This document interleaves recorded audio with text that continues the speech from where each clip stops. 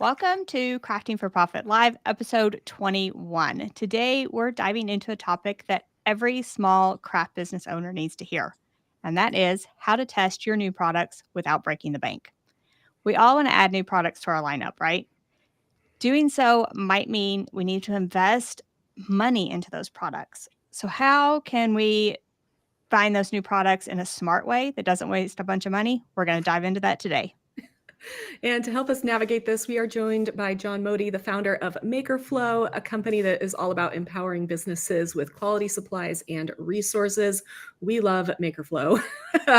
And he is sharing his experience today on launching new product ideas, staying true to your niche, and avoiding common pitfalls. So, John, can you introduce yourself?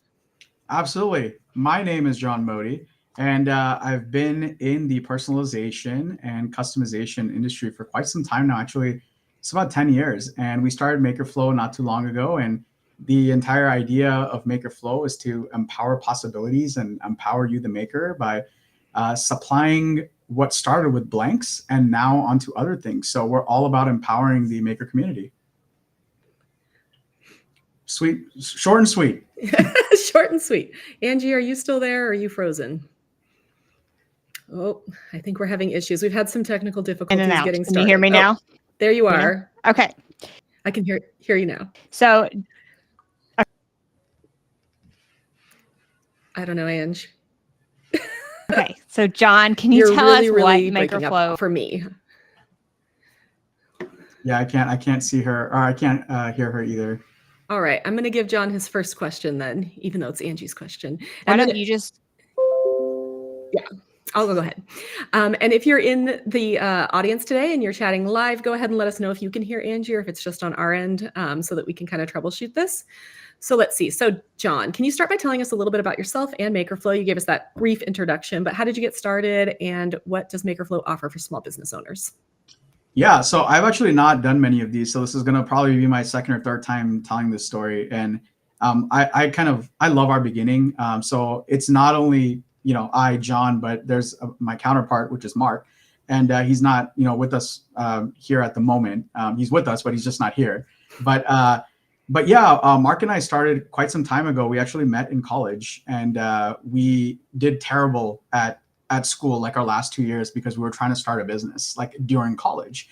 And we actually ended up starting one of our first businesses where we were selling women's shoes out of his garage. Believe it or not, yeah, we thought it would be a great way to meet our future wife. And we were like, hey, we're going to sell these shoes that roll up and you put in your clutch when you go out to like the club or something like that. And then when you get tired of wearing the heels, you kind of, take your heels off and you wear these like rollable flats. And they're kind of a thing now. They're like in Macy's and everywhere now, but it's not ours, but it's the brands and stuff do it.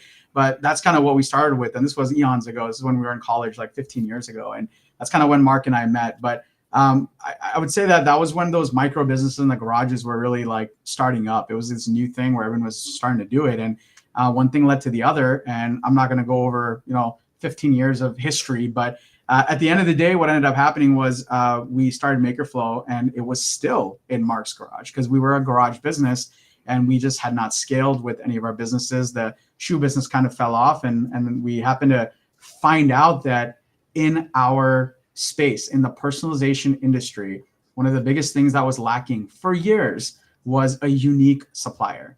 And Makerflo was one of the first ones that came onto the scene 5 years ago that really, brought in those unique products that weren't the everyday same products. So even in, like, for example, when we introduced our tumblers, we tried to make sure that, hey, we did something different with it. We did something new with it. And I think you have one of our products that, you'll show later. And that's kind of what I mean. And we try to enhance products as much as we can, whether it's the packaging, whether it's this, whether it's that. We try to do something different to bring something new to the market and to the maker. So, everyone's not selling the same thing. But yeah, we started about 4 or 5 years ago. It was out of the garage. Not only the garage, once we started growing, we ended up getting into storage units, which was such a pain because we had like Mark's garage. Then we kind of took over his kitchen. We took his living room. His ping pong table became the shipping table. His one bedroom became another room for, our packing and shipping guy. And then eventually the city caught up to us, and the city came to us they sent Mark a letter and told him, we're going to fine you $10,000 and we're going to put you in jail if you don't leave. And so they kicked us out of the house, believe it or not. Gosh. Yeah, they came after us like hard. And at the end of the day, it ended up being that majority of Mark's neighbors turned into spies because they were trying to figure out what we were doing. And they started complaining and, maybe it got a little bit out of hand. But I mean, we started out of the garage. I think a lot of makers can kind of relate to that, and it's a struggle. Nobody teaches you how to, get a warehouse or, how to do this. They don't teach you it right out of school. And so it's intimidating taking the next step. So, but yeah, that's sort of like what our start was. And if I talk about today, we've learned a lot. We have learned a lot, right? And I was trying, as I'm talking, I'm trying to see one statement that I can make of who Makerflo is today. And this is kind of what I came up with. So Makerflo went from selling blanks to makers, right? That's what Makerflo, that's how we started. We're like, here's a product, we're going to sell it to makers, right? And it's now turning into, especially 2025, we're turning and pivoting into helping makers with their business with all kinds of things, from products to building websites to getting tutorials, making guides, blogs, innovation, all kinds of things. And we're leading with that, hoping that we eventually sell a blank. So that's the new Makerflo, is we come in guns blazing, really leaning into our motto, which is empowering possibilities. And if that sells a blank, then it sells a blank. So that's what we're excited about. Yeah, I think that's really great obviously you guys want to sell blanks, you're a business, but I do like that you guys are kind of pivoting toward basically our audience here. You're pivoting toward these small business owners who need more support, because a lot of times we're just going at, it's the same reason we created this podcast, right? Like people are going at this by themselves and we just are trying to help guide them along the way. Absolutely. All right. Are you there, Angie? No, am I here? I hear you. You're here. Can you see me? Oh, I can see you, but you're really behind in the like your voice and your mouth. Do you want me to ask a question so we can at least use it for the podcast? Sure, let's do that. Okay, so which question are we on? We're on Corey question number 2. Thank you. Okay, so John, what are some low-cost ways small businesses can test out new product ideas before committing to a full launch? Yeah, that's a fantastic question. When we were talking about doing this podcast, I was thinking to myself, this is going to be a pretty clear-cut podcast. And then I think I emailed you guys and asked if we can make it 2 to 3 hours long. So as we're starting into this, do realize that there's a lot to this topic. So I'm going to do my best to talk fast and talk about a lot of things, and Corey, stop me if I'm going too fast, or if you're like, stop, expand on that a little bit. So okay. As I was thinking about this, there's a lot of things that I'm going to say, and you're going to be like, well, we know that, right? But the key to all this is consistency. And that's what I've sort of learned about, being in business for a little bit now. So I'm going to point out a few things on what are some low cost way that small businesses can test out new products. One of the things that we do at Makerflo is, we have our group on social media. We have our own private group. We have about 45,000 people on there. But aside from that, we have a pretty extensive email list. We have like lists in various platforms, and we do a lot of polling and we do a lot of surveys. I think that is so underrated. And I think small businesses need to step out of their comfort zone and ask. I say this to so many businesses: do not fear asking. Just ask the question. Just ask what you're looking for, because a lot of people want to be part of your journey, right? And a lot of people want to be part of what you're doing, especially when they're excited. So don't feel any which way of just asking, like, hey, what do you think about this? Hey, I'm thinking to introduce this product. Like, what are your thoughts? I do it all the time. We work with influencers. We work with like even Corey and Angie with you guys, and I'm shameless. I'll just be like, hey, here's the product. What do you guys think? How can we make it better? What can we do? And you might have some input, you might not, but I ask, and so many times everyone is just excited to be part of the journey. And so I think, that definitely should be one of the things that small businesses, especially whether it's family, whether it's friends, whoever, just ask. And I think that's probably like one of my top things.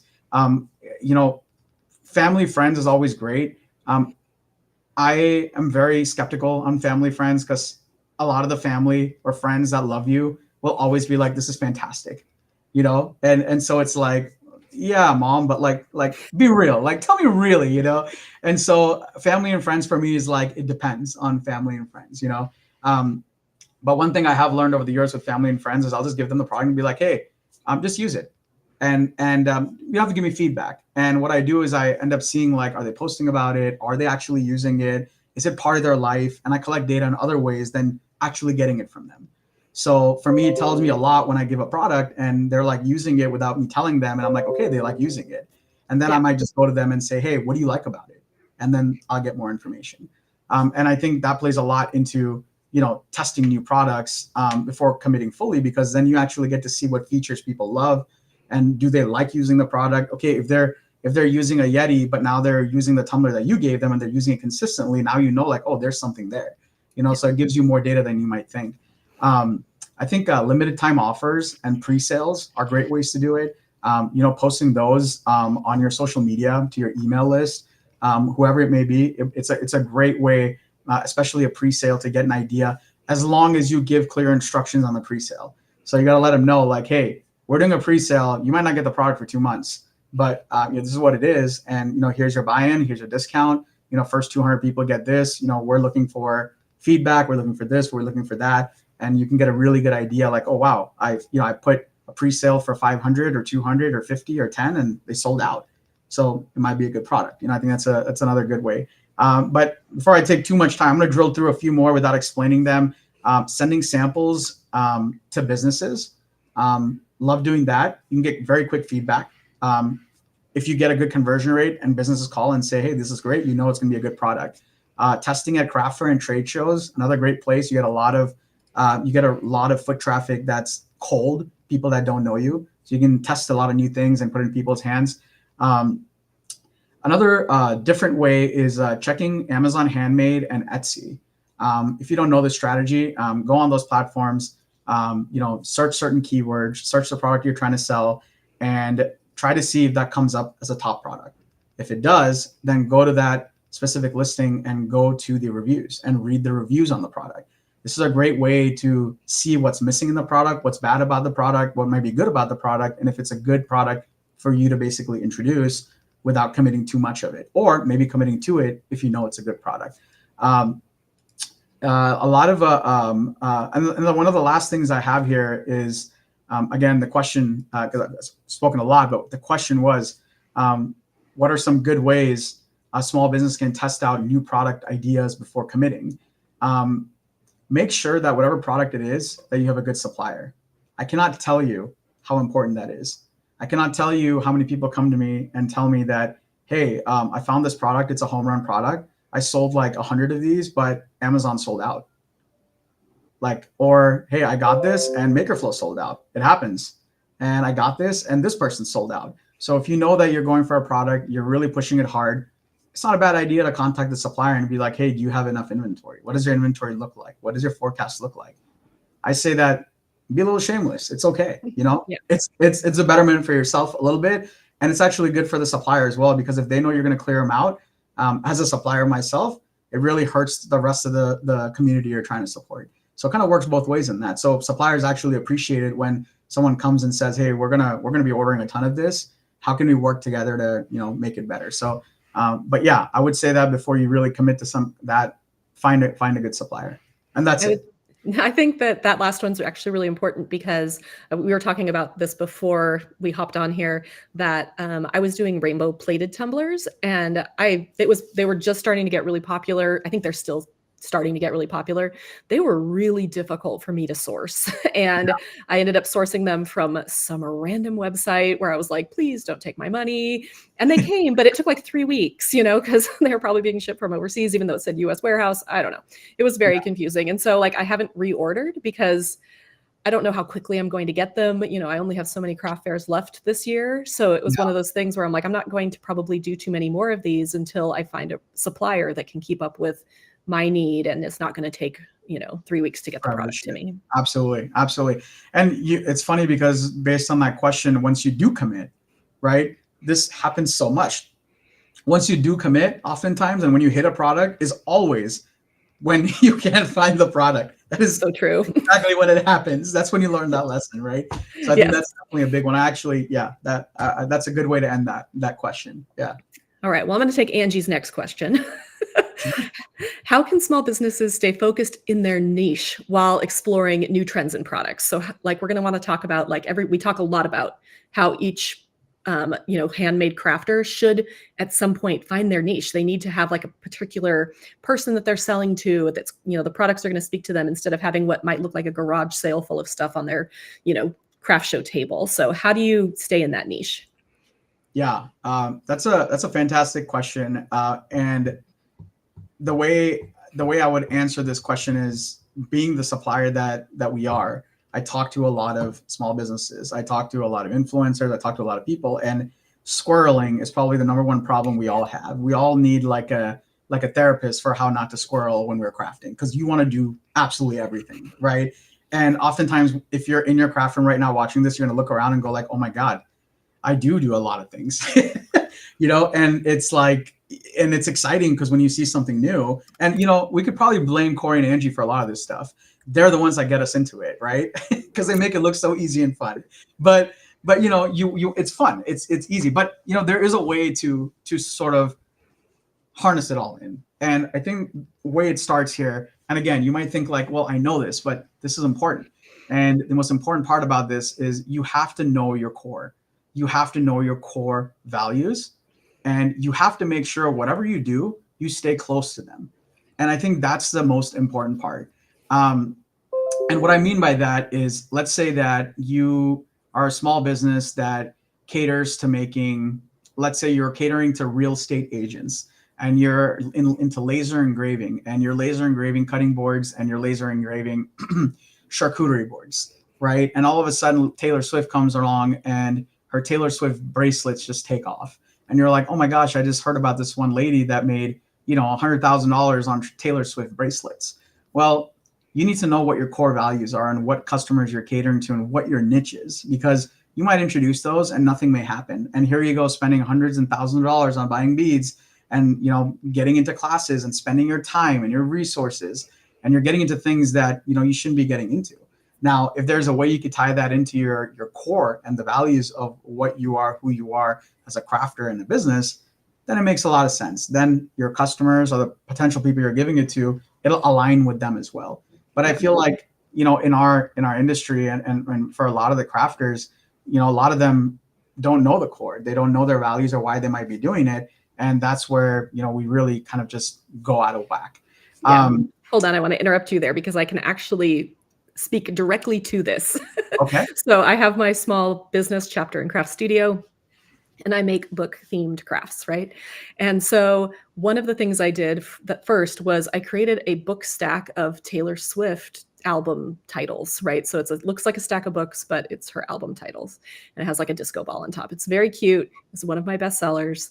And it's one of those things where I was like, okay, I know that there is a lot of overlap between book readers and Taylor Swift fans, especially book readers in my niche, right? Because it's like, we're reading romance, we're reading romantasy, fantasy, there's a lot of overlap. And so I thought, for the recent craft fairs that I did for the holidays, hey, I'm going to add Taylor Swift bracelets. But I was like, I have to make them bookish. And so I pulled different phrases from, different books. So, there was one that said Valaris from A Court of Thorns and Roses. And there were some that just said bookworm and bookish or in my reading era and those sorts of things. And they've done pretty well. They did pretty well at the craft fairs. And that's because I could figure out how to combine that trending Taylor Swift with the bookish audience. And so I think there has to be a connection, though, because if I was just selling Taylor Swift bracelets that had her albums on them, yeah, maybe I would have sold some because Taylor Swift fans are everywhere, but they didn't fit into my niche in the same way as they did once I made them bookish. Yes. And do you see how you just spoke about it? You're so bought into it, which was going to be my next point, because what you did was you adapted to the trend instead of adopting it. Yeah. Okay. And that is, I feel like we need to make shirts or signage that people need to put in their craft room. Make sure you adapt and you don't adopt, because what you did was you blended your core and your values and you adapted to a trend instead of just completely going like, oh, I'm making that exact same bracelet and that's what I'm selling. But just the way you spoke about it goes to show that you were committed to it completely because you adapted it to your core values. And I think that's the lesson to be learned here. And I don't really, that's a great way to, I think, finish off that question, because that's it. You basically hit the nail on the head there. Yeah, I've talked about trends some on my YouTube channel, and I really think it's important that you like add trends into what you're already doing. Like you're saying, like you are, you don't want to just completely pivot and change course to go after a trend, because a trend is a trend for a reason. Trends don't last, right? After a while, they become passé or they become old, and all of a sudden you're like, why did we paint everything millennial gray? And so it's like one of those things where you're like, you want to stick to your core, what you're doing. And then, as you see trends that come along, like for me, another big trend right now is ghosts. There are ghosts everywhere, right? Like on t-shirts and ghosts are everywhere. And even after Halloween, Christmas ghosts everywhere. And so I feel like ghosts are really trendy, but for me, it has to be like a ghost reading a book. Because and they exist, they're everywhere. So it's like one of those things where it's like I can't just put a ghost on something because it's trendy, but I can put a ghost with a book on something and it will work really well. Oh, I didn't know that, but that's very intriguing and very on point. It makes complete sense. All right. Oh, so I'll add one more thing. As fast as we're ready to adapt a trend, right? A really popular saying that we like is to learn and unlearn. And the same way, if you adopt a trend, make sure you know when to drop it as well. Absolutely. Don't let it take over everything that you do, because it'll ruin you if you go too deep into it. So make sure you know when to drop it as well. So I think that's really true, because there's still people who are trying to capitalize on trends that have not been trendy for 5 or 10 years. And you see that quite a bit. Yeah. And so Angie went and switched she like literally walked from her studio back to her house to see if she could sign on here with better internet. So we're going to see if we can get Angie back. Maybe. Yes. Okay, I'm back. Is it all right? Okay? I think we're good. Yeah, it looks a lot better. Okay. All right. I have no idea where we are. So that's okay. We just finished up Angie question number 3. So you're back to Corey. Okay. All right. So John, what role does customer feedback play in deciding whether a new product is worth pursuing, and how can businesses effectively gather it? Yeah, these are such loaded questions you guys have. Customer feedback, is integral, and to some point, it's the most important thing. You're selling a product to your customer. I think feedback today is the most important thing you can get. I always tell a lot of businesses that are starting out, they basically come to me and they say, "Hey, John, like you have this product, but I don't like it." And I'm like, "Well, let me ask you, are you going to be buying it?" And he's like, "No, I'm selling it." I'm like, "Well, I don't mean to sound rude, but at that point, it doesn't matter, and that because you're selling it to your customer, the feedback of your customer is the most important thing. You might have a product that you don't like at all, but you sell hundreds of them. Are you going to still sell them?" And they're like, "Well, if the customer buys it." I'm like, "Well, then it's very, very important." And one of the first things that it helps us with is by, validating the demand. You talk to your customers and get their feedback, and depending on their feedback, they'll either validate the demand and let you know like, "Hey, this is a great product to introduce," or they might save you. They might even say like, "Hey, we've tried this product and this and this and this is not very good." To give you guys a very good example, when we initially started Makerflo, we were getting products and they were looking a lot like the existing company's products. And so one of the big things that we do, our packaging is very important to us. And we realized that from the get-go. One was for efficiency, which is for another day and time. But the second thing was that we bring a little bit more color. We bring a little bit more retail into it, excitement into it. It's not like you're buying our product and it's like, "Oh, it's all white," or "Hey, it's all brown packaging." No, you get it and it's colorful. Hopefully it brings a smile to you. Hopefully it brings a little bit of excitement to you. Hopefully it makes your day a little bit. That's how far and deep we think. And the reason is because we talk to our customers. So that validation or the invalidation of, hey, that product's not good, make it better. I mean, I would say that's what shaped our business and what's made it, so good for us. And I would say that anyone that's looking, I think that's one of the most important things. And please listen to your, customers. It'll make you, and it's a great thing, and they want to help you, like I talked about earlier. But other ways to see, if the product is worth pursuing, is minimizing your inventory missteps. I think it's a really, really big one. Listening to your customers, it's kind of what we were talking about earlier. It's going to give you a really good idea, especially if you have a big group of customers, whether it's 10, 20, 30 people that you ask or that you service, or whether it's in the real estate or this game or that game. Really getting that feedback from them is going to allow you to make sure that you don't buy too much of something. And that's a big issue that we run into, especially as small businesses, and especially in the next 2 weeks, because we are about to get slammed by at least 5,000 deals a day. And you want to go in there and go like, you know what, I know this product's going to work. I'm going to buy like 1,000 of these.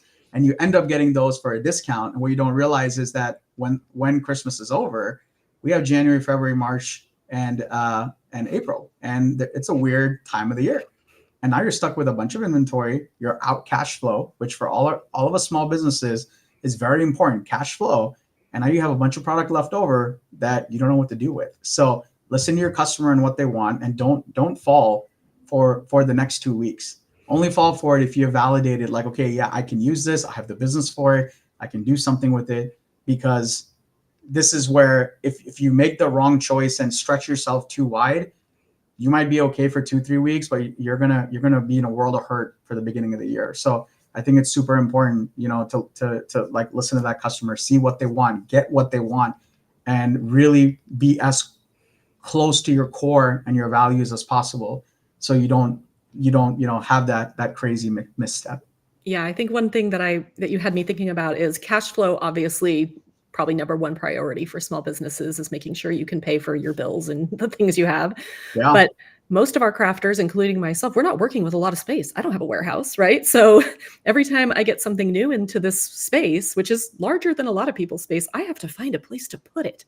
Yep. And so I was telling you that I was working with those rainbow plated tumblers that I got, and the 20-ounce ones worked great. I've been selling them. Wonderful. I have probably still 20 something 40-ounce tumbler boxes of the larger tumblers, and I can't get them to work right. Like, I cannot get them to engrave right, which means that now I have just 20. I mean, these are not small boxes for not a very, you know what I mean? It's like, oh no. So I didn't, but because, like we were talking about, I could only find them from this one buyer, and they only came in like a box of 30 or whatever.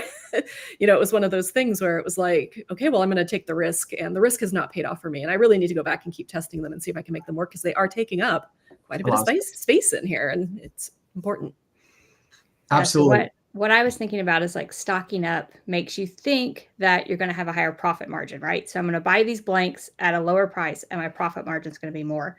But what tends to happen is we overbuy, and then later on we're like, I'm going to discount these so I can sell them and so I can get them out of inventory. And then that profit margin that you thought you were saving on buying them in bulk all goes away. So that's what I was going to say about stocking up in the next couple of weeks, is think about that just a second, because if you just discount it later, the profit margin that you thought you added is just going to go away.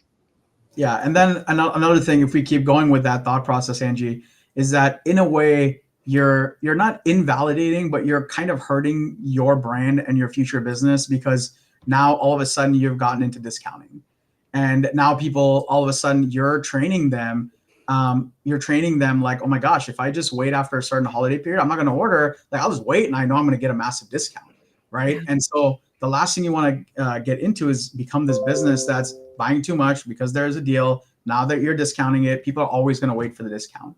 Right. And as a business that has sort of scaled, we're always worried about that. People are always waiting for the sale. And it's happening now. People are like, well, I'm just waiting for Black Friday because I know you guys are going to have Black Friday sales. And it's like, and so from a real life experience, it happens, and your brand gets hurt a little bit, and you want to save yourself there as much as possible. by, again, staying close to your core, staying close to your value, and always remembering that opportunities are abound. If you miss the rainbow tumbler opportunity, someone's gonna come out with a LED, glow in the dark waterfall tumbler tomorrow, and that opportunity will come back to you. So you'll make that money up some other time, right? But don't get caught up in something for a week or two and completely ruin something that you might have that's good, and sort of can have a really good future. I think too, I want to just mention one other thing that you mentioned is that we are moving in after Christmas. We're moving into the slowest time of the year for most businesses. That first quarter and even April are rough. I always joke it as it's the does Corey need to become a barista time of year? I've said that over the last 10 years since I've been doing this, because it's always things go from basically 100 to 0. Yeah. And as a small business owner, that is scary and it hurts in the pocketbook. And so I just wanted to give everybody some encouragement that basically all businesses deal with the Q1 problem. Yeah.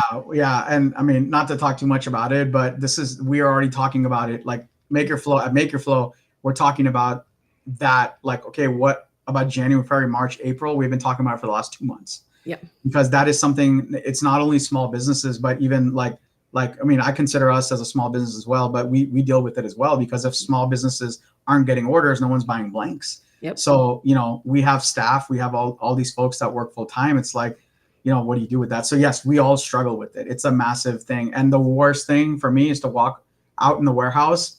And if I make some of these mistakes myself, it's like, well, here's my cash flow. It's sitting in corrugated boxes with this product that I bought too much of because I thought it was going to sell. Right. So we deal with the same thing. And so I totally feel it. All right. Do we want to do our commercial break now? Let's do our commercial break. Okay. So speaking of Black Friday and all the things, if you're looking to buy a heat press during this time, Black Friday, any other holiday sales, Corey and I have relaunched our in-depth review course called Heat Press Roadmap. We go through a bunch of different heat presses, talk about the pros, cons of each one, and we show you how it works with a project. And right now we've added 9 new heat presses, and I think that makes 26 heat presses. 26 heat presses. It includes Makerflo's little 5x7 heat press as well. Yes. So if you've been looking for a small 5x7 handheld press, you're going to want to see that video with Heat Press Roadmap. You're sad because Cricut discontinued their small easy press. Makerflo has the answer for you. We got you. So we just really want to help you make the best choice for your needs, your space, and your budget. Because again, we don't want you spending money on products that are not going to work in your space for what you need them for the money that you have. So you can grab Heat Press Roadmap at heatpressroadmap.com, and we have it on sale for now. So if you're really looking for something to help you make those decisions, and you will get any future updates. So each year, Angie and I are just going to add whatever heat presses we've managed to collect in a year, because you guys know that we do heat press reviews all the time. So any new heat presses that we get, we add to Heat Press Roadmap, and you'll get all the new ones as well. So pick it up if you are going to be shopping for Black Friday and you want our opinion on all the heat presses, like literally all of them. It's a lot of heat presses. All right. I'm going to move on to Angie question 5. We're just switching who we are today.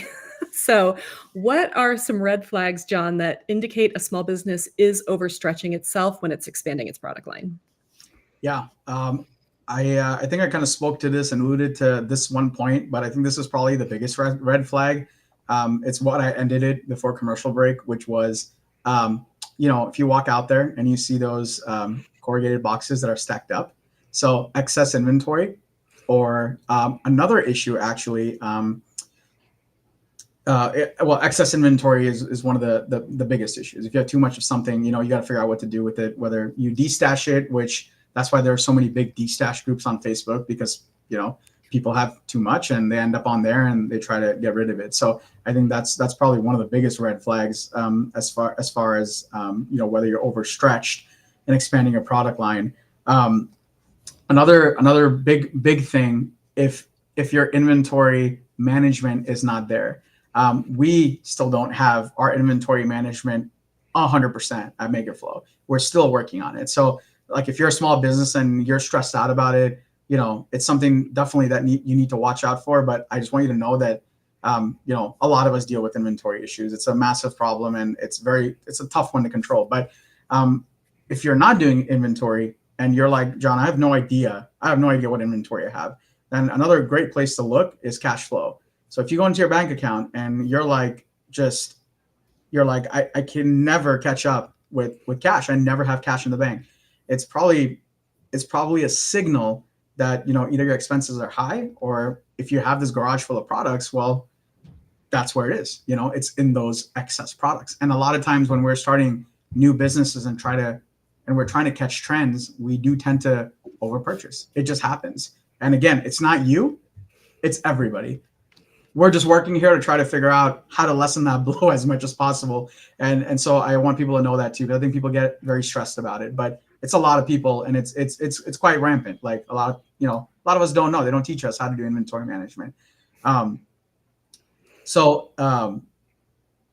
Another really good sign of overstretching yourself. There's multiple ways to overstretch yourself. Another good one is if other parts of your business are struggling. So let's say if you have your core business, and let's say if you get a trend, if you get something else in, and it just starts blowing up, and you start neglecting everything else. Okay, that is a thing as well, because you're completely walking away from what your core is. And all of a sudden you're overstretching yourself with this new product. And this is kind of the other way of thinking about it. You're doing so good that you're messing up what your core value of your business is. And remember, the core of your business is what's going to always come back. And for this trend, if you mess that up, that trend goes away. All of a sudden you neglected your core. All of a sudden you're in shambles, right? So you have to look at it from the other perspective too. It's not just, I bought too much inventory to catch a trend. But if you catch a trend too well as well, you need to make sure that your core is good and you know what's happening with that core. So I think the flip side of that is important to kind of understand as well. And make sure that, whatever trend you're catching, whatever this new inventory you're getting into, it doesn't change your entire business unless that's what you mean it to do. I think that's so important because, and we really saw it with tumblers. When tumblers came on the scene, this was like 6-7 years ago, there were so many people that, had a business and they got into tumblers. Tumblers had it had a great upswing, and, COVID helped it out that much more. And people completely decided to let go of what they were doing before. Everyone got into tumblers. Well, now what happens? It's saturated, right? A lot of people are doing it. And a lot of those people that had core businesses left it behind for tumblers, and now they're suffering in both fronts. And so I think that question from both sides, that's kind of how I'd like to approach that. Yeah. I feel like you're completely right on the neglecting part of your business, because I've seen people do that so often, like catching a trend. I've never really thought about it before, but I think another thing that if you try and hold on to that trend too long, right? So if we mentioned this a little bit before, but you may also have a red flag here if you're trying to make the same kind of tumbler still work in a saturated market, instead of being like, okay, I'm going to keep with a small amount of tumblers because I still have those clients. However, I am going to start looking at my core and what else I can make that is going to, appeal to the same person that's going to buy the tumbler. Yeah. But you really do need to know when to let go. Yes, 100%. 100%. Yeah, and there are so many. Every craft fair has so many tumblers. I'm glad you brought that up. There are so many tumblers out there. Facebook is full of them. But we talk about finding your niche a lot, and I feel like this kind of folds into that. Once you find that niche, whatever it is, even if you want to jump on the trend, either incorporate it into your niche product. So whatever, like you're going to sell things for dogs, then you're going to add dog tumblers maybe. But don't just completely go away from what is your customers love about you, because you already have that core base that loves your dog products. So adding tumblers for dog lovers might make sense, but adding all the tumblers might not make sense. Yeah, I sell tumblers, but I sell them with book images on them, and they sell because people aren't necessarily looking for the tumbler. They're looking for something cute and bookish. And the tumbler kind of fits that need for a gift or for something that they might want, versus just going to a table that has tumblers for every single person out there. 100%. All right. All right, next question is mine. Okay, how can small businesses balance the excitement of innovation with the risk of investing in products that might not sell? And it is exciting. So, Yeah. I think I can go back to something that, like the Taylor Swift thing. I mean, I think that was so on point. And Corey, since you talked about it as well, you know, the excitement of innovation, which I'm assuming that means excitement of new product, of doing something new, right? I think it needs to be as close to your core as possible. I think that's like such a big lesson to learn. And I think that's one big lesson I've learned in the last, 10, 15 years is like, just stick to your core. And in the last 10, 15 years, there have been trends, crazy trends in the supply thing that we've seen. It was first tumblers, then it was cutting boards, then cutting boards that went out of the way. Now, believe it or not, it's charcuterie boards. Yep. At one point, it was watch boxes. Believe it or not, it was crazy. But what I realized is they come and go. There'll be a new trend tomorrow, right? But we have to stick to our core. And our core value is we supply a good product that you have all the resources to make a successful product in your business. And as long as we do that with every product we provide, then every product should be successful for us. So if we catch a trend, great. If we don't catch a trend, it's okay. But as long as we follow that core model at Makerflo, then we know that we've done our job to service you. And again, going back to what I'd said about consistency, as long as you're doing consistently, it's going to eventually not even become a trend. We want to eventually become the trendsetter. And that's a whole another thing. When you get to that point is where we're trying to get is like, hey, that we're consistent with this. And then when you innovate, right? Then when you innovate, when you do something different, make something different, I know I eliminate the risk, because I know that, hey, if I innovate, if I stick to my core and I have my customer base, I can service them. I can accurately predict what quantity of product I'm getting. So at Makerflo, that's kind of how we do it. If I was a smaller business, just make sure you know your customer base, make sure you know who you're servicing, and you can kind of follow this similar thing. And then when Corey, you come out with a product, it's not like, what does Corey have? It's more like, oh my God, what does Corey have that I need right now? Right. And it's kind of a similar question or a similar, excitement, but you're getting your customers so excited, they're just going to buy anything you have. And it just completely changes the dynamic. So, yeah. I think too, that one of the things we haven't talked about is, sorry, my brain just like went blank. We haven't talked about testing out lower priced products and testing out them in smaller batches, right? So for these last craft fairs that I did, I was like, I just need more small products, because I know that everybody is watching their budget right now. We just don't know what next year's going to look like. So everybody is like, okay, I can't spend as much maybe on holiday gifting, but I still need stocking stuffers. So I went through I was like, what else can I make that is actually lower priced? And maybe I can sell more lower priced items, which is, not necessarily the best strategy for everybody. But for me, I was like, okay, if somebody has like a bookish neighbor or a coworker, or they want to buy like little gifts for their entire book club, that sort of thing.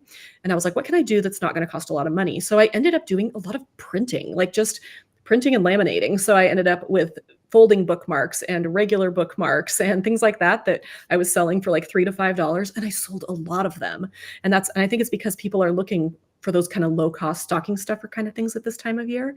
But it can work all year, where you're like, okay, I want to add something new, but I don't have a huge amount of cash to spend. So you can go looking for maybe some trendy but lower priced products to start with, and just see if like your audience is interested in new things in general. And anytime I make something new, I get excited about it. And that's kind of the hard part, where I'm like, oh my God, I'm so excited about this. I want to make 1 million of them. But I'm like, Corey, back up. You need to make sure that your audience wants it first. And I think starting with lower cost options is a way to do that as well. Yeah, I think, that's definitely a great way to do it. A couple of other quick things. One thing that we're really pushing right now is for a lot of small business, especially for craft fairs, is live crafting. So basically doing quick crafts that are live, and whether you're doing it or whether you're having the customer do it, it's been wildly successful. So we've tested it in markets, and it's like people love coming and making their own tumbler. Or with UV resin, we actually have people come and say, hey, we're going to make this necklace with you. We're going to teach you how to do the craft. And they actually love coming in, and they pay for the necklace and they see like, this is what it looks like, but they'll actually make it in the booth. And what that essentially does is it's bringing excitement, movement but at the same time, it's eliminating the need for finished goods, which is massive because we don't have inventory of finished goods. Because I think a lot of us that are, let's say, doing fairs and selling tumblers, I'll stick to that. You have to decide what designs to do. And once you slap those designs, let's say you sublimate designs on a tumbler and you have 100 of them. Well, if 80 don't sell, guess who's taking those 80 back to the next craft show, right? And so you have to keep selling them until you discount them. So, try new things with innovation. Try live sublimation.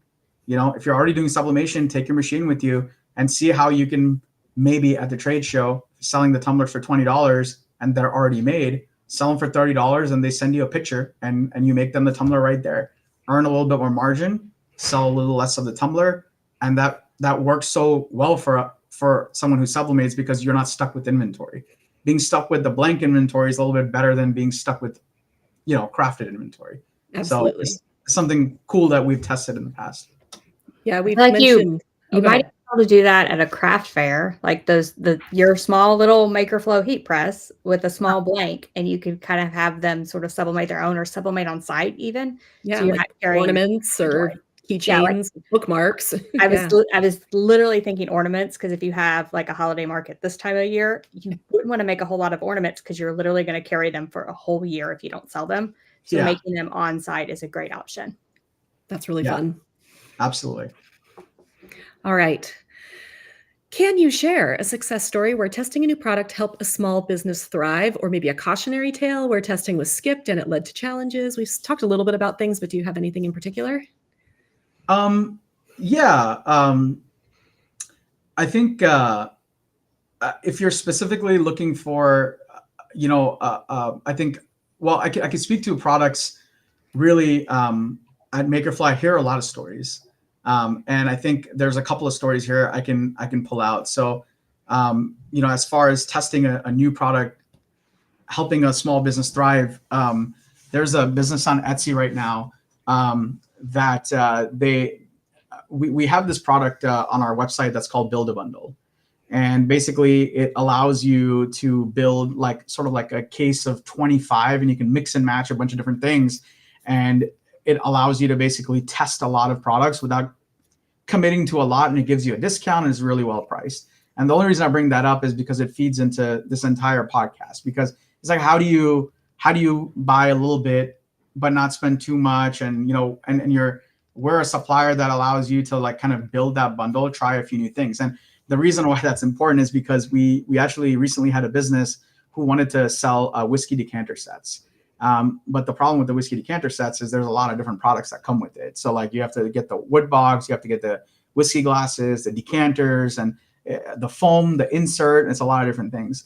Well, they used the Build a Bundle, and they not only got the whiskey decanter set, but they got the marble charcuterie board, the spatula, and a few other things. And what ended up happening was they got all these things, and the first thing was oh my God, why did I get so many things?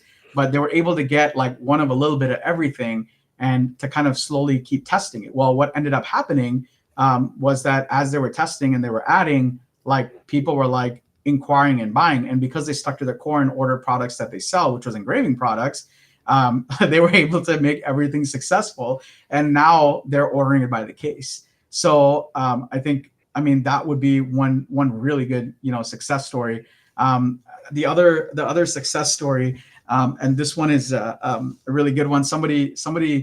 We are always trying to introduce new products, and they're not the everyday products you might see. So we have a lot of problem getting our products out there, because it's not like you're looking for 11-piece charcuterie board, or you're looking for a hand serve. It's not like an everyday product, because we try to introduce new stuff, just like our 40s. The concept of the 40s, it's not out there. No one's out there on Google searching about our 40s, right? It's if you see it or you know it, then you know it. We had this one person that took one of our newer serving boards that we had, and they were like, oh, this is new, this is kind of cool. And they took it to market, and they took it to market so hard, and this is kind of something what I was talking about earlier, that they wiped our entire inventory in a matter of 3 months after introducing it. So it is very possible to do it, right? And you have to find the right supplier. You have to find, the right method, which is try small quantities, test it in various markets, different markets, slowly build your inventory and work with the supplier. And like you could get a really good process where if you know your suppliers well, then you don't have to be overextended, because you could just contact them and be like, hey, I need a small quantity. Can you match this price? Can you do this? Can you do that? And sometimes we're more than willing to help you out. And especially, you know, when we have a relationship, and that's another big thing, knowing and having a relationship with your supplier massively helps in this endeavor of not having too much inventory, because we're willing to work with you, you know. And then and I know I have more success stories, but I won't inundate you with a lot of crazy stuff like that. And the only bad story, which there's not one, there's a lot, of the next 2 weeks. There's tons where people will come and it'll be their first time and they'll be like, oh my God, the price looks so good. I've never introduced this product. They'll buy a ton of stuff and they get stuck with it. Then they want to process returns. Then they have a bad experience, you know. And the worst part, especially about the next 2 weeks, as exciting it is for a business that, hey, we're going to make sales, people are going to come. The worst part is, especially for us, and I know it happens in the next 2 to 3 weeks, is that, hey, Christmas is coming. Like, I bought too much. Can I return it? You know, I need to buy gifts. And that's really heartbreaking. So please don't get yourself into a situation like that, you know? So I guess, yeah, a lot of good, a lot of bad, and a lot of experience with it. I think that's just, I hadn't really thought about this time of year. And I mean, I'm looking forward to Black Friday because now I know what will sell and I can buy those things, right? Yeah. But it's not the time to experiment. It's not the time to take risks. It's the time to stock up on what you know, the supplies, the products, anything that you know that you can sell. Sure, buy it. You know, make sure it's not like the trendiest thing ever, you know, that might not be trendy in January, but like, if you know you can sell it, now's the time to get a deal. However, this is not the time to like decide I'm going to buy 1,000 tumblers because I think I can sell them because they're awesome or whatever. 100%. 100%. But I do think like your Build-A-Bundle's a great example because it goes all year round. So you don't have to wait for Black Friday, and you can do that any time of the year with those things. Like, I just want to experiment with these 4 things. I'm going to go to the Makerflo website. I'm going to build a bundle and I'm going to experiment with them no matter what time of year it is. And then maybe you wait for a sale to stock up later once you've proven that product. Yeah. And this goes back to the other question, Angie, I think, you were flying through some tough weather, but let's call it that.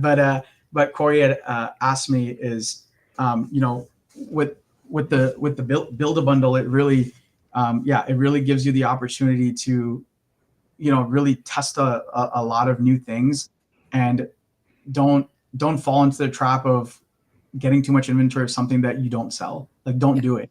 It's, you might hit it once, but you might not hit it the 8 other times. And it just, how is that doesn't make it profitable then, you know? Yeah.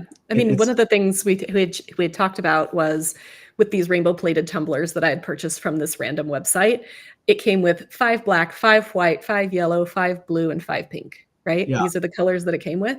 And I got 5 of each, and the black and the white sold like that. Yeah. And now I have 15 tumblers, a few of which have sold, but are selling at a much, much slower rate.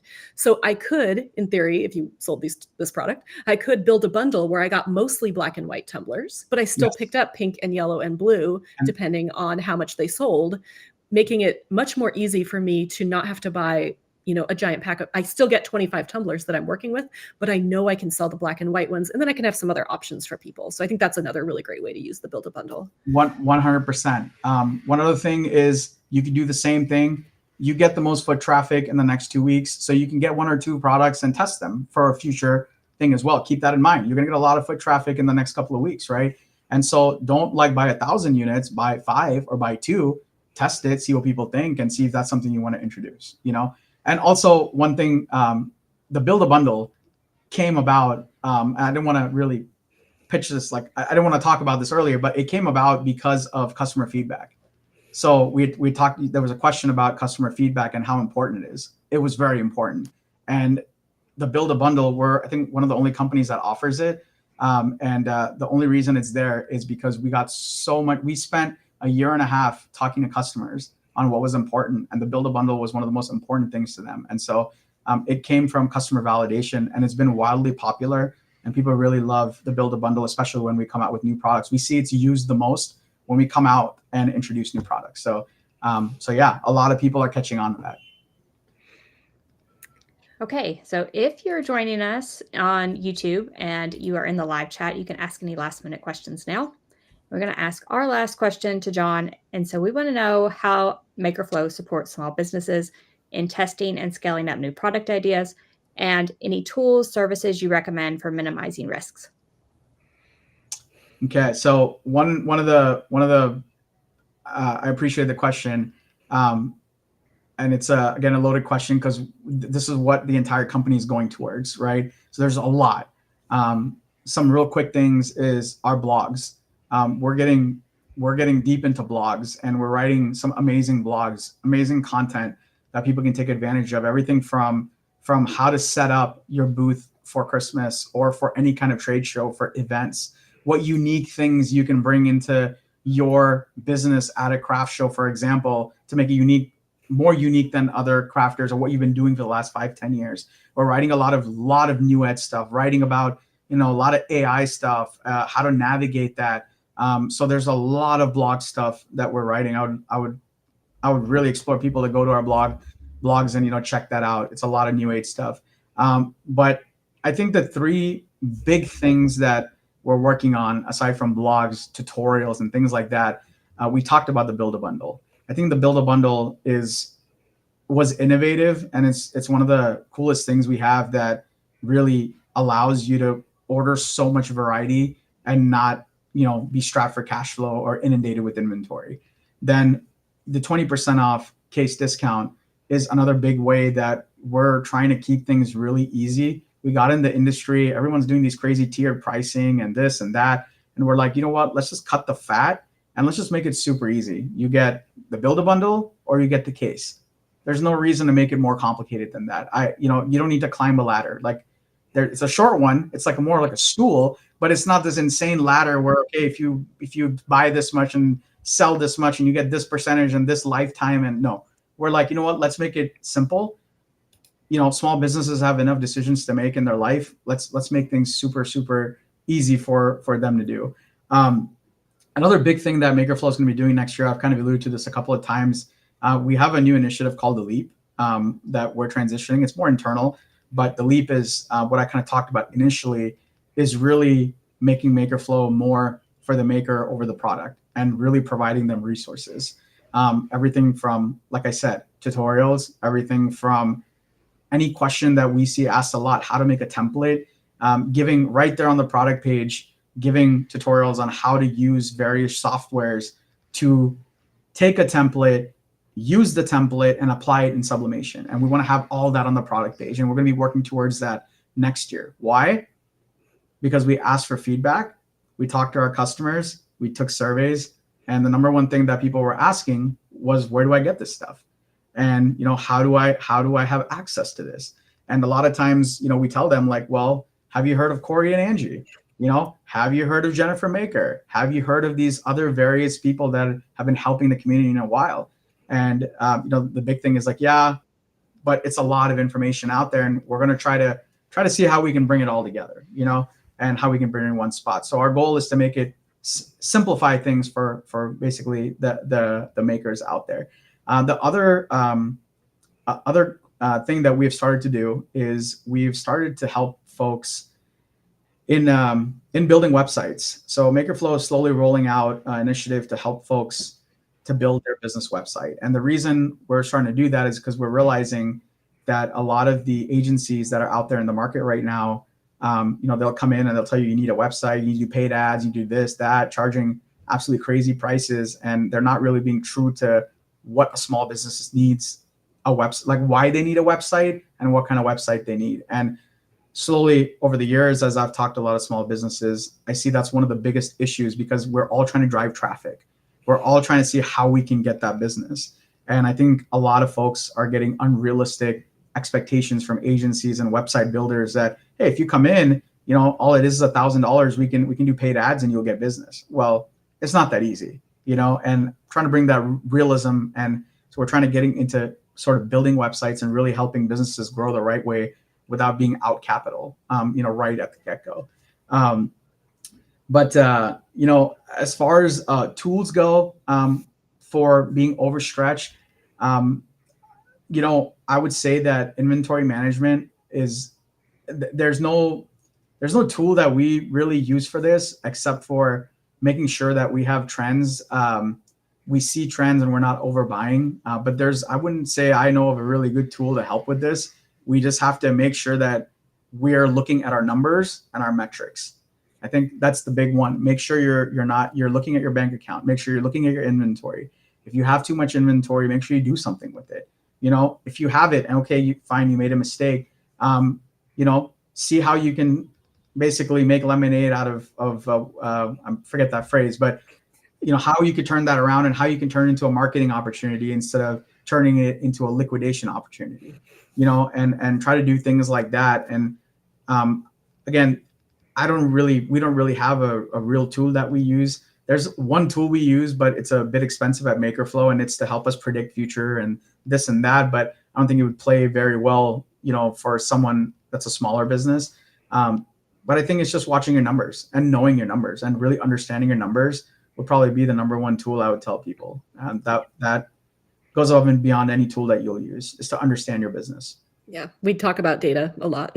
Yes. And just, if you're not looking at the numbers can't help you. So exactly. You have to be looking at your numbers. And I'm not a numbers person. I mean, I was an English major and now I make crafts. So in no part of this was I ever like, I love numbers.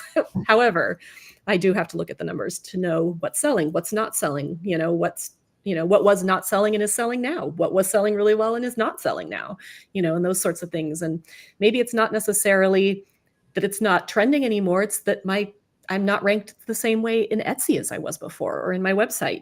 There's a lot of things that come into that. And we should probably do some more episodes on metrics overall and inventory tracking, because it is a beast. But yes. I think just start diving into the numbers. You don't have to nail it every time, but as long as you're starting to look at the numbers, you'll start to see trends, and that helps a lot. Yeah, I think in the beginning stages, if you're a smaller business, if you get too much into the tools, you start paying for all these tools that you don't necessarily need because you're trying to figure something out that you don't even know exists. And so I think it's very important to get to your core and understand your business and your numbers. And a couple of things we did when we were sort of in the garage was we hired a bookkeeper. So didn't hire an accountant. We hired a bookkeeper. And we basically just told her hey, come in every 6 months and just hook my business up to QuickBooks, but then you go and run QuickBooks. I don't want to do it because I still don't know how QuickBooks works, right? But I was like, hey, just be my bookkeeper, just do my books, and then let's meet after 6 months and tell me the trends. Tell me where am I lacking? Is my cash flow bad? Am I not making enough revenue? Is my cost of goods too high? Is my marketing expense too high? Give me some things you see based on the numbers. Now, I am a finance major, so I kind of love this stuff, but I still did it, believe it or not, because we were so busy. So because I didn't know how to run QuickBooks, but I would definitely implore doing that. Now, if bookkeepers is out of your budget, then this can be for another podcast, but you can use a VA and find a virtual assistant on Fiverr, on something like Upworks or somewhere like that, and have them help you to sort of run your numbers and show you what's up. But I think that's maybe those are a couple of tools that you can use to help you. Definitely. All right. And I feel in the very beginning, you're probably just going to search some free tools, free training on analytics for Shopify, analytics for Etsy. Dive into those YouTube videos at first, and then as you grow, you can start outsourcing some of those things. Definitely. 100%. All right, John. Angie is going to look for more questions in the comments. And can you tell us about your tumblers, which I actually have here? I realize this is not going to translate to the podcast, but I have the example of the tumbler here because I'm actually drinking out of it. It's kind of hard to see. So these are your tumblers. These are your tumblers. Yeah, it's quite large. Here we go. Back up. Yeah. So what you have there is our 40-ounce tumbler. Oh, you know what? What a fantastic. Actually, I didn't even think of this. I just clicked. Okay, talking about innovation and talking about that question, right? So that's our 40-ounce tumbler. And one of the biggest issues we saw with the 40-ounce tumbler in the market was that you have to unscrew the handle, which means that there's 2 screws. You have to get a screwdriver, whether it's power or not. You got to go in there and screw it, right? And people that were in crafting couldn't do full wraps because, well, you could, but it's not convenient. And the second thing was putting the handles back on apparently is harder than taking it off, or it doesn't go on right? And we're like, okay, how do we solve that? So I don't know, Corey, are you going to do this for me? Are you going to be the model? I can't. There's a whole bunch of water in here, but it's okay. If you spill, it's super okay. thirsty. Get wet. I'm like a little afraid of doing this. Oh my gosh, I can't even figure out which way it twists now. It doesn't feel like it. There it goes. Okay. There you go. Okay, so we made it where the handle comes off, and it makes it that much easier for you to sublimate the tumblers or laser engrave them. So yeah, so this is just one piece all the way around. It doesn't have the handle on this part. It doesn't have any notches. It doesn't have anything. Now, the reason my light bulb went on is because this is a great product for the couple of questions we asked. So we came up with this. It's patent pending. And we only came up with it on the 40-ounce tumbler. And we came up with it. We started with very low inventory. We did our surveys. We did our polls. We sent initial tumblers out to people. We kind of got some feedback. Some people were like, we don't like it. A lot of people were like, oh my God, for crafting, this is amazing. And the one thing that I think you have, but maybe you don't have it with you, but we have different handle colors. So you can mix and match. Yeah, you can mix and match handle colors. And all of a sudden this new product was born. Well, the cool thing, and this is something about the innovation, is that we want to do this with all our tumblers, but we only started with the 40-ounce. We could have done it with the 30-ounce, with the 20-ounce skinny. We could have done it with all of it right away. We could have brought all this inventory, right? And this is with innovation. We knew what our core was. We need to first make sure that our customers like it, they can sell it, they can do things that we thought they could do with it. Once we prove that the tumbler is good and people love it, then we'll start expanding it. So we haven't really, said anything about this. It's the first time me saying it. So I hope there's only like 2 people watching. But we're going to be basically coming out with this in our 30-ounce and our 20-ounce skinny. And we're probably going to keep moving on to the other tumbler sizes. So again, even a business like us, we move slow. Doesn't matter how popular it is. I think today we sold out of the black 40-ounce. So, and that's we were being cautious that we are not going to have too much inventory just in case. And now what we're going to do is, as we've proved the tumbler, people like the tumbler. I love the fact Corey came on and said, look, this is our colors. I got the teal and the pink, and I'm like, okay, see, that's data for me. I'm like, all right, she enjoyed some part of it, and I hope that you keep using it and you like it. And it basically validates for me, again, customer feedback. It validates for me like, hey, this is good. We're going to keep replicating it. So, but yeah, that's the 40-ounce tumbler. It's ambidextrous, which is also cool. So it's not only left-handed, but you can actually untwist it, move it 180 degrees and put it back on. It'll go the other way. And it's spill proof. The packaging is kind of cool. So the packaging is really cool. Yeah. Yeah, so I was going to say, I don't have mine because I sublimated some and I already put them in the box for gifts. I love the packaging. Good. I really like that you can buy the handle separately, right? Yeah. Yeah. So if you wanted to do something like a mix and match bar at your craft fair or whatever, you could do something where you have, maybe I had this all engraved like books and I had, a bunch of different colors. And then I said, okay, pick your handle. And I can spend a little bit more on buying extra handles versus buying whole sets, and then the person can pick whatever, combination that they want. And that's a fun way for somebody to get a really customized product without having to spend, again, a lot of extra money. You just buy the handles. Yeah. And a lot of the craft fairs, you can even, if you have the capacity and the capability, if you have a laser that you can take with you to the fair, you can actually have a tumbler bar. So you can, like you were saying, you can have the handles, you can have the tumblers, you can have other accessories like toppers and things like that. And you just laser engrave on the spot because they're all powder coated, right? Or another cool thing is if you're doing UV DTF, imagine having a tumbler bar where you can literally, you don't have to customize the tumblers. You have all these prints there. They can come in, they can pick the handle, the color, you UV DTF it right on the spot, and boom, you can customize tumblers on the spot. Hat bar is a thing right now. Shirt bars are a thing. Funnily enough, I haven't seen a tumbler bar. So if anyone's looking for a trend, that they want to try out at their next craft show, that's probably one that you could do. I sat next to, when I did an event for our library. I mean, it was like literally the best event I probably could have done for my particular niche. And the gal sitting next to me, she has a whole bunch of products, but mostly she does a hat bar. So she does and she teaches other people how to do hat bars and like all of this stuff. And I was just like, this is amazing. Like I'd never even heard of a hat bar. And I was like, I teach about crafting for profit, and hat bar has never been something I've even heard of. So now you're the second person to mention hat bar. So it's one of those things that I think is really trendy. I don't wear hats, so I feel like that might be the reason I'm not like in the hat bar scene. Yeah, I don't either. But yeah, it's super trendy. We were at the Pinners conference a couple of weeks ago, and there were 3 hat bar people, but there's nobody doing a tumbler bar. Just putting it out there. But keep in mind, it is a trend. So don't go deep into it. But maybe if you're doing a craft show, maybe dedicate like a quarter or a little part of your booth for it and try it out and see, if you like it, and then you can slowly transition into other bars. You can maybe do a hat bar and a tumbler bar, or so yeah, try different things and see what you think. One of the things the hat bar gal said, I really need to get her information. I can't remember what it is, and I'll put it down in the description of the video and in the podcast notes so you can check it out.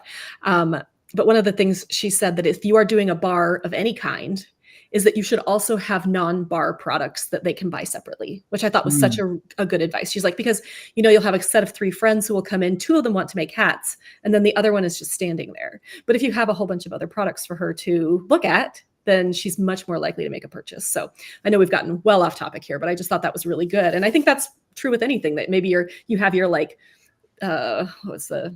your make and take, right? Like, so you're making a small project and people are taking it from your booth. Have other products there for people to buy who don't want to do the make and take. 100%. There's always going to be shoppers and, window shoppers, and people just want to shop. So 100%. 100%. I hope you like the tumbler, by the way. I do like the tumbler. Okay. And I don't know, Angie, if you just made all yours for gifts or you're using one, but I hope you use one. So I put them downstairs as gifts, and then I'm slowly debating whether they're all going to be gifts or not. So we'll see. I like to hear that. I like that. Yeah. So if you're watching on YouTube, stay tuned for a video from both Corey and I on John's tumblers, actually. So that will be coming. Uh-oh. Should I be sweating or what? No sweating at all. No it's sweating. Fine. Our tumblers don't. They don't sweat. You're right. Yes. Yeah. So you can find these tumblers. We've made a special link for you. You can get them at link.craftingcamps.com/makerflow. That's MAKERFLO. So link.craftingcamps.com/makerflow, and you can get their tumblers and see all of the other amazing products they have. I have to say, I just engraved like your coaster charcuterie board and the smaller serving board. Gorgeous. I mean, like truly, they are so beautiful. And I'm so excited. I made one for my mom for Christmas, and I'm really excited to give it to her. And she's probably watching this. Whoops. Sorry. She hasn't seen it, but yeah, it's beautiful. I'm so happy you like it. Yeah. And then at that link, we have several other favorite products of ours from Makerflo, so you can check out those as well. So if you're not like, I don't need tumblers right now, be sure to go to the link, see the other products that we like from Makerflo. And now we are going to answer some questions from the chat. And I saw this question, and it's a good question. Do you have scrap wood we can test the laser products without messing up a memory box or a cutting board? John, this is such a good idea. It's such a good idea. That's why I'm pulling it up. Idea. It's innovative here, John. So we're going to talk about it. That is innovative. And the problem with me is I'm trying to, in my head, I'm trying to figure out how that would work. Unfortunately, I don't have scrap wood.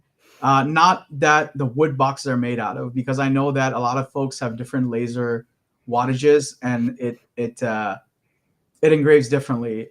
However, there's one thing I'll say about our wood boxes, is that you don't need a lot of power. So a lot of speed and less power is good. So if you don't have a high wattage laser, it actually might work in your favor with the box. And if you have a high wattage laser, it's great because it'll be quick. Now, I do like that question, right? And it's all about customer feedback. So I'm going to look into that on how we can service that. That's very interesting.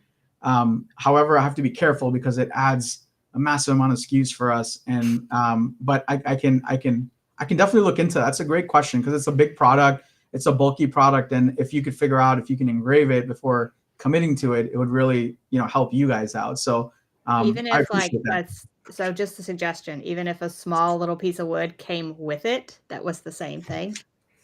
Yeah. Just like a little scrap wood at the factory. Okay. Yeah. Okay. So I will say that I actually engraved your wood boxes. This was like 2 days ago. I had 2 of the large unfinished wood boxes. And then I got a small one as well. And I used the small one as my test because I was too afraid, but the small one was $8. So I did add $8 to, the cost of my project. But I wasn't willing to like sacrifice the larger box. So I sacrificed a small box. And I talk about that in my video as like a way to get around some of these things. But I was so nervous with those cutting boards. If I had had a small piece of that acacia wood to be able to test, I feel like I would have been a lot more comfortable. So yeah, that's a great idea. We're going to make you do that. Guys, it has been decided. It has been decided. I think it's a wonderful idea. You come on the podcast, you get assignments. It's fine. Okay. No, I like that. I like that a lot. I'll see what I can do about that. It's very interesting. Very interesting. I appreciate that. Yeah. It's sort of like how with Cricut, they include a piece of polyester fabric in all of their infusible ink so that you can test their infusible ink on that little scrap of polyester before sublimating the full thing on a garment. Yeah.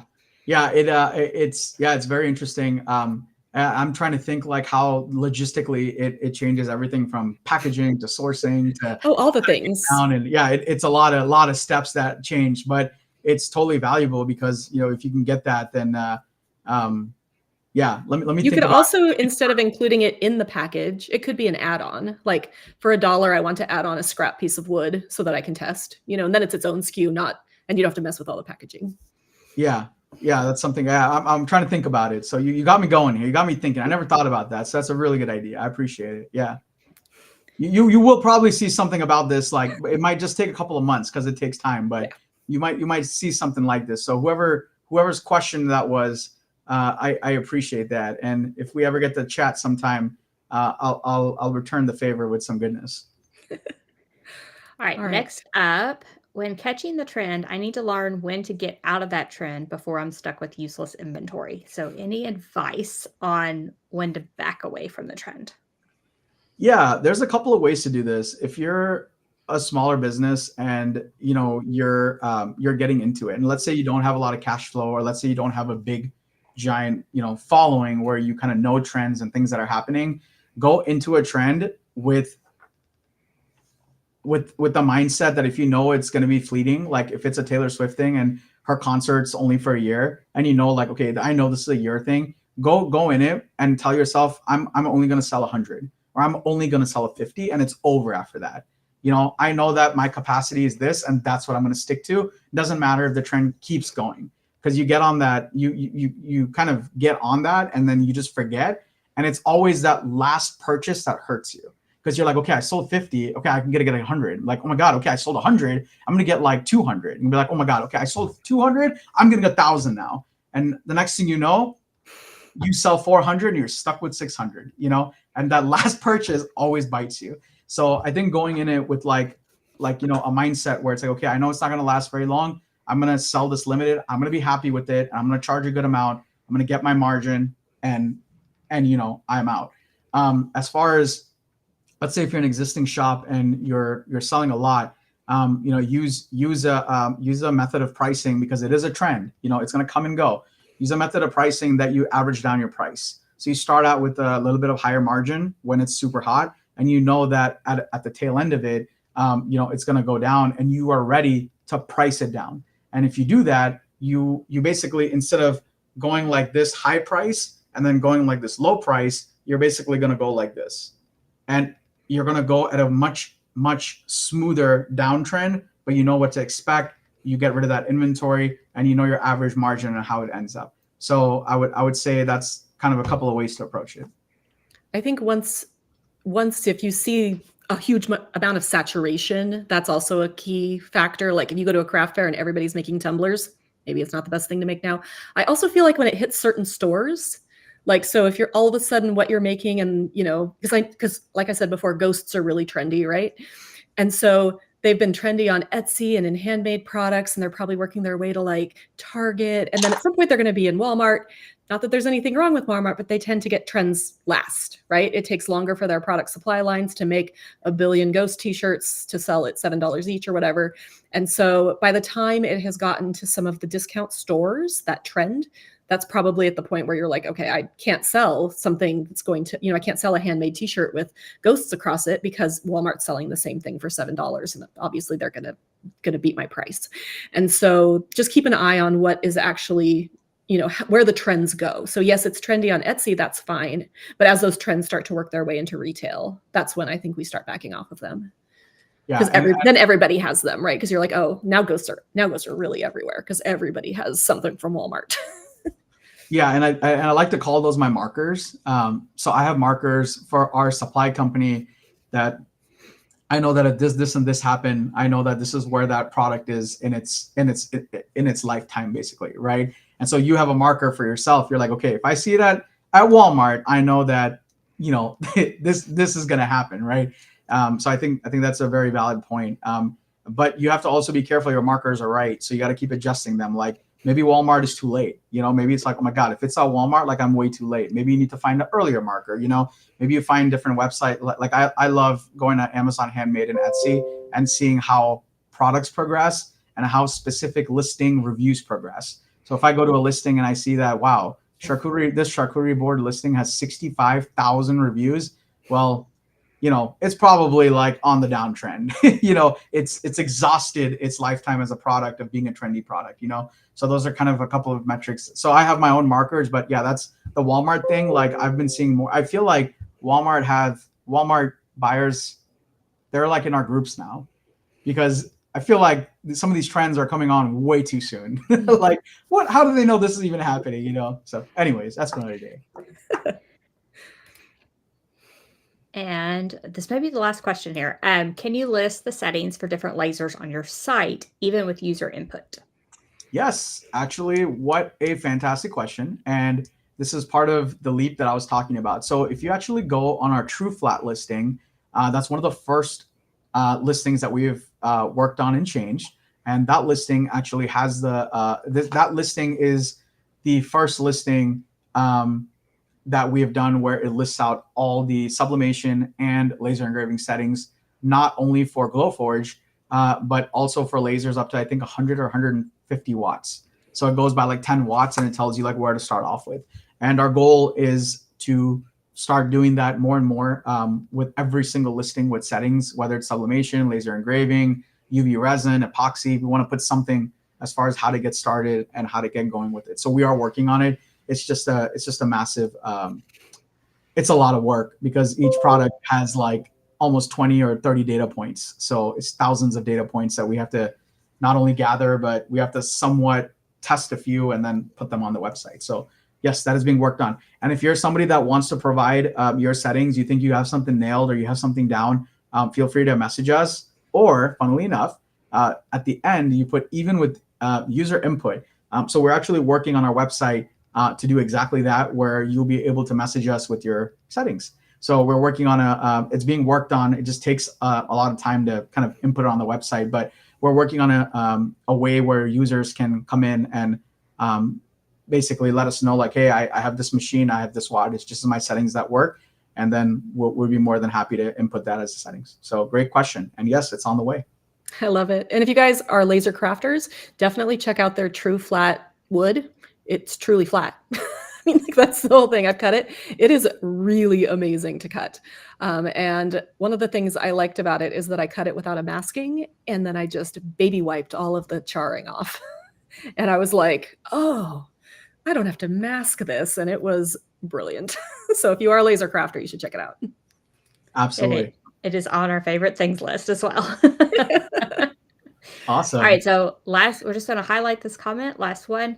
And it's just about your awesome customer service. So Makerflo also has awesome customer service. John himself got on the phone with me when I was having a problem with my tumblers sublimating and tried troubleshooting with me after I bought 4 cases. So just like a testimonial. So just a testimonial to your amazing customer service. Well, awesome. I appreciate it. And I called. I hope I was helpful. Otherwise, I know 2 people that are very good at sublimating. Just FYI. But I really appreciate it. We're all about customer service, and so I hope everyone feels that through and through. And if you don't for any reason, just let me know. But we have some great customer service folks, Stephen and Mel as well, that are very helpful. We call Stephen the king of sublimation. So he's so knowledgeable about it. So, but I really appreciate it. Thanks for the sentiment. All right. So thank you so much, John. I think we can wrap it up. Please make sure to check out Makerflo at makerflo.com or go to link.craftingcamps.com/makerflo to see all of our favorite products. Our next episode, which is going to be our last episode of the year because we're taking one of the episodes off really close to Christmas, is with Jessica Castellini from JC Boutique. Jessica makes all sorts of personalized gifts, and we're going to be chatting with her specifically about white toner printing. So we've covered sublimation, we've covered DTF printing, we've covered a bunch of different specific types of crafting. So we're going to be talking about white toner crafting and white toner printing in our next episode. That episode will be live on YouTube on December 5th, and then the podcast on December 9th. Again, then we're taking basically 4 weeks off before we start for our new episodes in January. After that, we might be changing up the format just a little bit, so we will let you know about that. But if you want all the details about what we are doing, what episodes are coming up, you can sign up for our newsletter either below the YouTube video or in the podcast notes. And if you enjoyed today's episode, make sure to subscribe to Crafting for Profit Live so you never miss an episode, and share this episode with your friends because they might need to know how to expand their product line without breaking the bank. And this would be an amazing episode to text them. And also don't forget to leave us a rate and review. It really helps more crafty entrepreneurs just like you with their small business.